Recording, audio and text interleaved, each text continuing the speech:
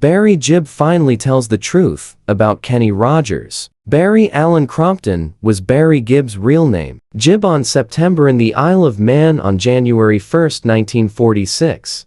A peaceful and improbable sight for someone who would change the sound of popular music for the next 5 decades. Music has always been a part of his life. Barry was the oldest of the renowned Gibb brothers. He grew up in a close-knit working-class household. This role would define him as a musician and as a guardian, guide, and emotional anchor for his siblings. Barry had a natural talent for song, harmony, and storytelling from a young age. He played music with his younger brothers, Robin and Maurice, who were his best friends. The Gibb family moved to Australia in the late 1950s. It was there that Barry, Robin, and Maurice started to perform together for real, and they finally became the Beeges. Barry became the group's natural leader even when they were teenagers. His strong work ethic, quiet confidence, and musical discipline set the tone for the band. Robin's vibrato-laden voice and Maurice's ability to do many things added depth, but Barry's compositional skills and changing vocal style gave the ensemble its core. The Bee Gees were back in England by the middle of the 1960s, and their songs New York Mining Disaster 1941, To Love Somebody, and Massachusetts swiftly made them famous around the world. These early songs showed that Barry was good at being honest about his feelings. Lyrics that made me feel like I was in a room with them and everyone else. Barry Gibb grew as a songwriter and producer as the Bee Gees got older. He wasn't only writing songs for the radio. He was writing stories about love, loss, regret, and hope. His melodies were typically very basic, but they had a lot of emotional weight that stayed with you long after the song was over. Barry's voice, which was once deep and full, changed a lot in the 1970s when he started utilizing the falsetto that would eventually become one of the most famous sounds in music history. The falsetto became into an expressive tool that was both sensual and vulnerable, as well as strong. The late 1970s were the best years in Barry Gibb's career. Barry was the creative force behind the Bee Gees' contributions to the Saturday Night Fever soundtrack. He helped start the disco era and then went beyond it. Staying Alive, Night Fever, and How Deep Is Your Love were some of the biggest hits in the world, and they changed the way popular music sounds forever. Barry Gibb was not only the best songwriter in the world at this time, but he was also one of the most important. He was able to combine rhythm, melody, and passion in a way that made dance music feel very human. This showed that even songs made for the dance floor could have soul and vulnerability. Barry Gibb became one of the most wanted composers and producers in the business when he left the Bee Gees. He wrote and produced hits for performers like Barbara Streisand, Diana Ross, Kenny Rogers, Dolly Parton, Celine Dion, and his younger brother Andy Gibb. Barry could write tunes that fit each performer flawlessly while still having his own unique musical style. His work behind the scenes showed how generous he was as a partner. He was more interested in making something timeless than in being in the spotlight. But Barry Gibb's life wasn't all about success. Personal loss loomed large in his later years. It was very hard for him to lose his brothers Andy in 1988, Maurice in 2003, and Robin in 2012. Barry lost a sibling with each loss, but he also lost a part of his artistic spirit. Maurice had been his musical guide, and Robin had been his emotional counterpart. Barry dealt with these tragedies with quiet strength. Instead of giving up on music, he kept honoring his brothers through it. His determination shows how strongly he believes that music can be both a purpose and a way to heal. As he got older, Barry became a wise and thoughtful elder statesman of music. His solo work, like the album In the Now, showed that he was still very much in touch with his art. Writing honestly and gracefully about love, memory, religion, and strength. Even though he was older, his voice still had warmth and emotional clarity, showing that realness lasts across time. People didn't just come to hear the hits. They came to see a survivor sing his story. Barry Gibb quietly began a new and very personal chapter in his famous career on November 6, 2020. When he announced Greenfields, an album that seemed more like a passionate homecoming than a reinvention. Greenfields was supposed to be a duets project, and it brought Gibb together with some of the most respected and soulful voices in country and Americana music, like Dolly Parton, Little Big Town, Alison Krauss, and a carefully chosen group of artists who shared his love of storytelling and timeless melody. Instead of following trends, Gibb went back to the emotional heart of his songs. He let them breathe in a stripped-down, rootsy setting that brought forth their depth and lasting force. The CD reinvented 11 classic blues songs, turning well-known melodies into pleasant, country-style versions that brought out new meanings. It also included a song that Gibb wrote himself that had never been released before. These weren't just covers or fun things to do. They were well-thought-out new versions that showed how ubiquitous the Bee Gees collection is and how it can cross genre lines. The project got its first look the same day that Words of a Fool, a mournful duet with Jason Isbell, came out.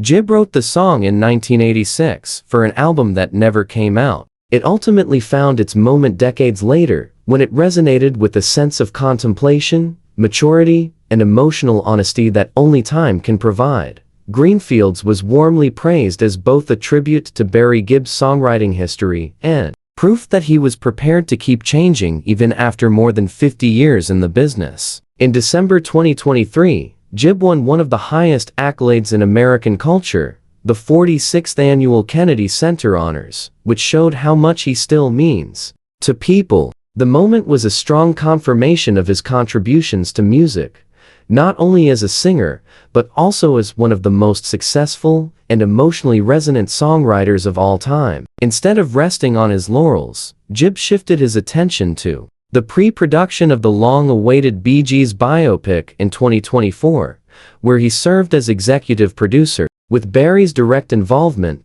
the initiative promised to give an honest and personal look at the brothers' amazing adventure, influenced by Barry's own experiences, observations, and steadfast devotion to preserving the Bee Gees' legacy for future generations.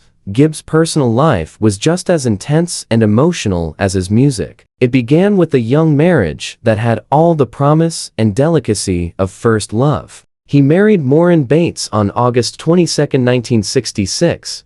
When he was only 19 years old, the young couple moved into Abbey House, which is close to London's famous Abbey Road Studios, a place with a lot of musical history and creative energy. They became adults and committed to each other almost at the same time. Even though the setting was beautiful and they had high aspirations for the marriage, it didn't last long. The stress of being young, having big dreams, and a job that was moving too quickly took their toll, and the relationship ended after only a short time. Gibb and Bates had discreetly separated by July 1970. This ended an important but short-lived phase in his personal life. Not long after, fate stepped in again, this time in a way that would change his future for a long time. Gibb met Linda Gray, the former Miss Edinburgh, while she was at the taping of the famous BBC show Top of the Pops in London. Her grace, intelligence, and calm presence marked her apart right away. Their bond was quick and clear, and it grew stronger at a time when Gibb was growing up in both his personal and professional life.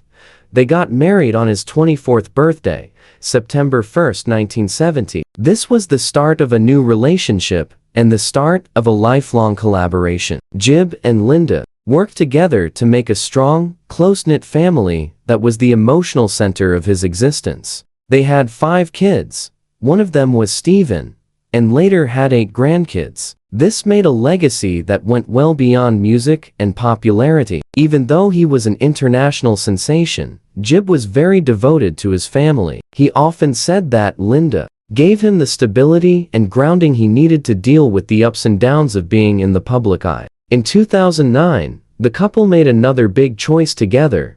They became citizens of the United States, while still being proud British nationals, a reflection of lives lived on different continents, but firmly based on common ideals and dedication to one another. Gibbs's personal journey through love, sorrow, reinvention, and longevity was like the man himself, showing a story of growth, perseverance, and lasting love, as well as success and fame. For decades, Barry Gibb was renowned as the last living bee. He was a lyricist with an unequaled emotional sensibility, and his songs appeared to comprehend pain better than most people ever could. But Barry had quieter stories, connections that influenced him, and moments that lasted with him long after the acclaim faded. These were the things that made him who he was. He would subsequently say that one of the stories was about Kenny Rogers. Barry once observed, "Kenny was never just another famous voice to me. He was someone who knew how to make it in this profession without losing his soul." They didn't have a flamboyant relationship with a lot of public appearances or collaborations. Instead, they respected each other as artists who had lived many artistic lives. Kenny Rogers had gone from folk to rock to country music, and Barry really loved how easily he could change his style. Barry thought about how Kenny didn't follow trends. He went with his gut. You believed every word he sang because he believed. At first, Barry said that Kenny was something unusual in the music business, calm power. Barry noted that Kenny didn't need to say anything when he entered into a room. He was always steady. He had previously fought and won his wars in peace. Barry found solace in that consistency, especially when he was going through a lot of personal grief. Barry had to deal with celebrity on his own for the first time after the deaths of his brothers Andy, Maurice, and Robin. He said that throughout those years, Kenny's presence meant more to him than fans ever knew. Kenny knew what it felt like to be sad in a way that wasn't over the top. Barry stated he didn't talk, he just listened. That can be the kindest thing to do. Barry also said that Kenny taught him a crucial lesson about getting older in the public eye. A lot of musicians had trouble staying relevant, but Kenny appeared to get more comfortable over time. Barry remembered his saying, "You don't outrun time, you walk with it." That stuck with me. It helped me stop battling who I was becoming. Barry was very honest in his confession about how Kenny Rogers was honest in both music and life. Kenny never acted like someone else. Barry stated, he let a song hurt if it hurt. He let it heal if it did. People trusted him because he was honest. Barry said that this way of writing affected how he wrote later in life, when he chose emotional honesty over what was expected of him as a writer. Barry recalls fondly that their friendship had some funny moments. He smiled and said, "Kenny had this dry wit. He could break the tension with just one line and make everyone laugh, including himself." Barry admitted that those times of laughter helped him get through some of the hardest times in his life. Barry was really sad when Kenny Rogers died in 2020. He replied in a low voice that it was like losing another compass, another voice that made you remember what was important. Barry finally said something he had rarely said out loud when he thought about their relationship. In a world that always wants to convert you into a product, Kenny helped me stay human. Barry Gibb's confession wasn't about secrets or scandals. It was about being thankful. Barry added that the reality about Kenny Rogers is that he let people feel and let me calm down, breathe, and be myself. That reality is still one of the most important things Barry has left behind. A reminder that there is always another legend behind every legend, silently giving courage, understanding, and companionship when it counts.